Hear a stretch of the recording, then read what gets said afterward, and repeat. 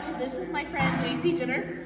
Hi. We met, she'll tell you how we met, but we know each other mostly through MOPS in Lafayette, but we're pretty good friends, so she will tell you the fun story of how we met and all that. So.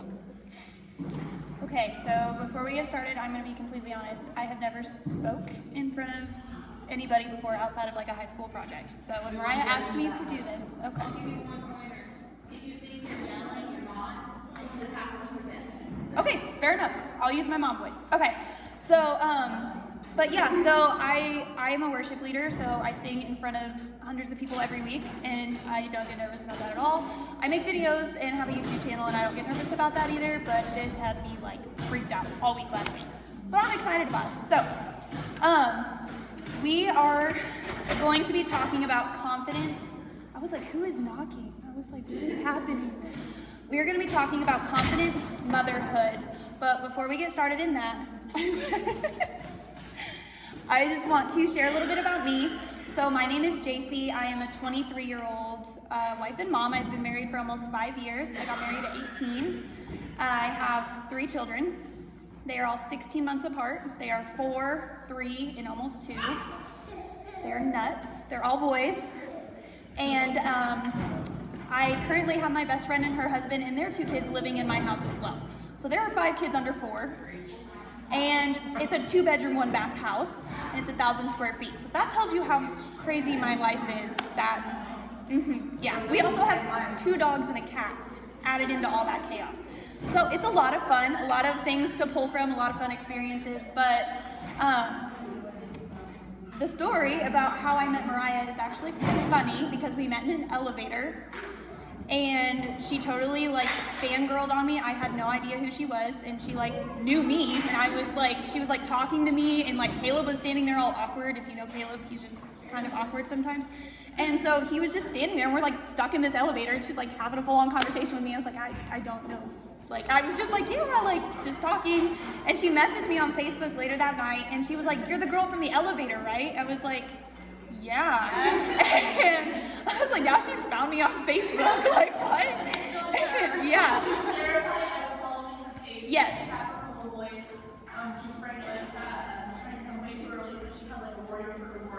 Yeah, it was like a Facebook page, and a lot of people followed the story of that pregnancy, and so a mutual friend of ours had shared it, and she had actually been following along with the pregnancy from pretty much the beginning, and so she knew everything about me, and I had no idea who she was. And then the next day, we were actually admitted into labor and delivery in rooms next to each other for contractions early, and so we were like sending each other pictures of our contraction screens, and we're like, oh, look, I just had one. She's like, me too, and that's kind of how our friendship started. And then we were in MOPS together in Lafayette, and then she left me there all by myself to come start this one for you guys, so I forgive her sometimes. I no longer attend MOPS, sorry, my iPad closed on me. I no longer attend MOPS because I have a bajillion other things that I'm actually in charge of right now, and so as a mom, you've got to be able to say no to some things. You can't do everything, even though you wish you could. But MOPS has a very special place in both of our hearts, and it's just background music. So MOPS has a special place in both of our hearts, so I was really excited to be able to talk at this. So the handouts that you guys have, we're going to skip the first page for now. We'll come back to it at the end.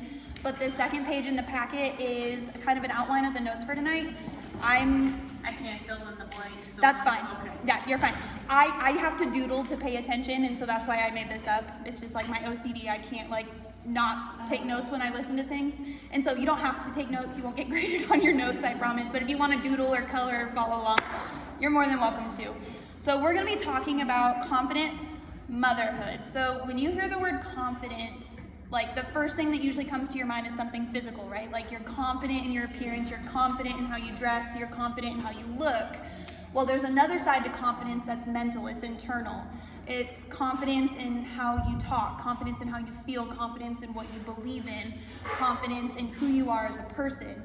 And so when I was looking into confidence for this talk, there were multiple definitions, but the 2 that stuck out the most were the state of feeling certain about the truth of something, which is one of your fill in the blanks, and then a feeling of self-assurance arising from one appreciation of one's own abilities or qualities. And so we're gonna be talking about the confidence that comes in how you portray yourself as a mom, the confidence in how you raise your kids, the confidence of who you are as a mother in a whole. And so after hearing those definitions, how many moms in here tonight would be able to say they're 100% confident in their mothering abilities? Okay. I can confidently say that I'm not 100% confident in my mothering abilities, and I'm glad that we're all on the same page, or I would gladly switch places with someone and take notes with your talk, because I don't have it all together at all. We are, as a whole, motherhood is hard, right? Like we struggle on the daily, we're faced with situations that we're never prepared for. And honestly, how are we supposed to be confident? Hi, you gonna help me? How are we supposed to be confident in something when we are literally learning it from one situation to another? Like, I don't know about you, but my high school didn't have like a Motherhood 101 class. There was no crash course that could mentally prepare you for that baby being put into your arms after you delivered or adopted or however you became a mom. And, you know, like, it's just this awe-inspiring moment of, oh my gosh, I have to keep you alive, like, you're my responsibility. And nothing can prepare you for that. And so, how are we ever supposed to find confidence in our mothering abilities? Like, what hope is there if there's nothing like that out there? There's no podcast, there's no YouTube channel, there's no Pinterest board that's gonna teach us how to be confident as a mother. And so it's one word, and it was super cool how this came to me. I was sitting on my couch during nap time, and I was writing all this out, and my kid was mad I took the iPad from him because he normally has the iPad during nap time, and he was all butthurt and throwing a fit. And like out of nowhere, like my Alexa like randomly starts playing music sometimes. I don't know why, it just does. Probably. But it started playing like worship music and like the word faith. Like I just kept hearing that word over and over and over again. And I truly believe that the only way we will ever find confidence in our mothering abilities is by faith. And so Hebrews 11:1 says, now faith is the assurance of things hoped for. That's one of your fill in the blanks. The conviction of things not seen. And so having faith in our abilities to be a mother is the only way we will ever gain confidence in our motherhood journey. Are you gonna play me a song? And so tonight, I don't want to take too long to talk about all of this, but there are 3 ways that I have found can help grow your confidence in who you are, not only as a woman, but as a mother. And so we're gonna talk about those. And the first one is have faith. So these are some more fill in the blanks, in your abilities and in God. So no one else on this earth is cut out to be your kid's mom. We were hardwired by God to be able to handle our own kids crazy. I could not handle your kids crazy. You could not handle my kids crazy. Like all our kids are crazy in their own little ways. And we are the only woman in the universe, like even your mom can't handle like your kids crazy, meant to take care of them, like meant to know exactly what they need in every moment. And so like the super cute Pinterest mom that has like the little toddler craft room that you wish you had room for in your house or whatever, like she wouldn't be a better mom for your kid because God handpicked you for that job. And I think that remembering that in the moments of crazy and psycho screaming meltdowns of toddlers, and if you have teenagers, like them just being teenagers, we were all there once, we know how that hormone roller coaster works. I think just remembering that you were handpicked to deal with the crazy moment that you're in can kind of help bring you back down to earth and kind of ground you and be like, okay, like I may not know exactly how I'm gonna do this, but I know that there's a way to do this. Like I'm meant to be the one to figure it out. And so that always helps me to remember that in the moment. Like I said, I have 3 toddlers, they're all boys. I don't think there was a moment in my house that was quiet today, even during nap times. Someone was always screaming. So when my husband came home, I told Mariah, like the minute he walked in the door at 5 o'clock, I like grabbed my purse. I'm like, okay, bye. Like I was gone, out the door. Needed a break. But when we're in those moments, I think really remembering that, you know, you are the one that was made for that role is important. The second one is stop comparing and start changing. That's one of your fill in the blanks. So I know this may seem a little harsh, but have you ever heard the saying, if you aren't happy with it, stop complaining and just do something about it? Okay, I use this example. I tell my husband all the time, He's complaining he's getting fat. He's 25, okay? His dad bod is starting to kick in. He's getting a little round in the middle, you know, like his high school abs are starting to fade away. And he tells me all the time, oh, I'm getting fat. These pants don't fit right. He's like trying to buckle them up, and it drives me nuts because he complains about it all the time. Not once was that man signed up for a gym membership. He won't stop eating crap food. I'm like, I have no sympathy for you at all if you keep complaining about it.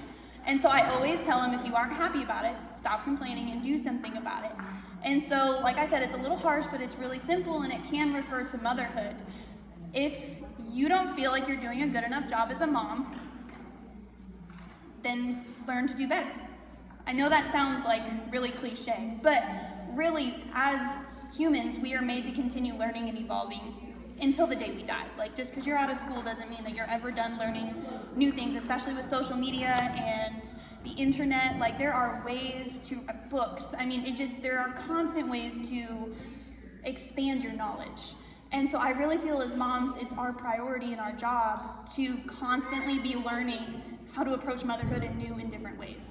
Our kids, their seasons of life change. So, you know, toddlers, they're gonna need something different from you than when they're teenagers. And when they're in between that weird puberty adolescent stage, they're gonna need you to talk to them different than when they're adults, you know? And so we need to constantly be willing to change and evolve with our kids as they go through the different seasons of life, because we'll be in different seasons of life too.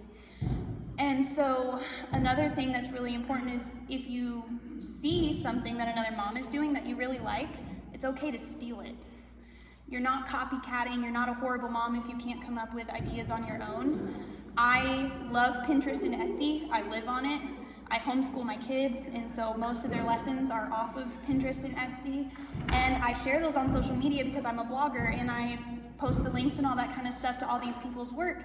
And it doesn't make me, I've had people tell me I'm a copycat mom. Because, oh, you don't come up with this content yourself, you know, you don't make this up yourself, you're copycatting, you're stealing their, no. I'm posting their links, like I'm sharing their information. I'm not smart enough with technology to be able to come up with all those really pretty handmade documents and all the documents in your hand. I took off Canvas, the app, okay? So I'm not fancy enough with technology to do stuff like this. But there are moms out there that can, and I'm okay admitting that that's not something I'm good at. And I'm okay borrowing that from them and using that to better my education and better my kids and all that kind of stuff. And so I feel like there's a lot of mom shaming that comes with that, because we see all the moms that do home make all the stuff, and you feel inadequate. Like, oh, well, she works a full-time job and she still does this stuff with her kids on the side, you know, and she can make all this work, and why can't I do that? I stay at home all day, you know, I don't have a job. My kids are my job, and I still can't make all that stuff work. And so I feel like getting to a point where you're okay knowing it's okay to borrow another person's idea that doesn't make you a bad mom is very freeing in and of itself, but it also allows your confidence to grow just in that area alone. So it takes time, it takes acknowledging your mistakes, it takes change. And if you're like me, I hate change. I'm super OCD, I'm a clean freak. I don't like when things change. Like, my husband changes plans on me last minute, be prepared for crazy mama to lose her mind, because I packed for certain things for this trip on this wherever we were going, and now I have to completely change what we're doing. And I hate that. But motherhood is I always say my kids are my saving grace, because without them, before I had kids, I had no patience. I had a really hard time accepting change. And I learn with them every single day that they're learning. You really do become a different person when you have kids, and it's for the better. They change you on the daily, you're constantly growing. And it's so special to be just willing to let that happen, to stop trying to hold it back and just let it go. And the third thing is give yourself grace. So that's one of your fill in the blanks. We actually had one of our sermons, so I am a worship pastor at Life Church in Lafayette. We're 2 churches in one location, and our main church is actually in Danville, Illinois. It's been a church for 40 years. It's a huge church. And so we're a newer church. We've only been open for about 2 years. But we actually just had a sermon on this on Sunday about just giving yourself grace. God, every morning when we wake up, He gives us grace for the mistakes that we made the day before, or even the mistakes we've made that morning. We get a fresh, clean slate every day in the eyes of Jesus. So we obviously don't deserve that. Jesus died on the cross so we could get that. But if God is willing to give us grace when we don't deserve it, I think that we owe ourselves to give ourselves grace when it comes to motherhood. Because we're not going to get it right every single day. We're going to make mistakes. We're going to yell. I may have let a cuss word slip at my kid today, and I was like, because he repeated it back to me. He's 4, so that didn't go over well. And then he said it to his dad when his dad got home, so that really didn't go well. But, little things like that, like, I don't cuss. And then I beat myself up over it for, 4 hours because I was like, why, of course, did it have to be the one time I let a cuss word out? My 4-year-old hears it, and now he's like, blah, blah, blah, around the house, saying the cuss word. And I'm like, oh my gosh. And so we're not going to get it right. But we can't let one mistake shatter our overall confidence in motherhood.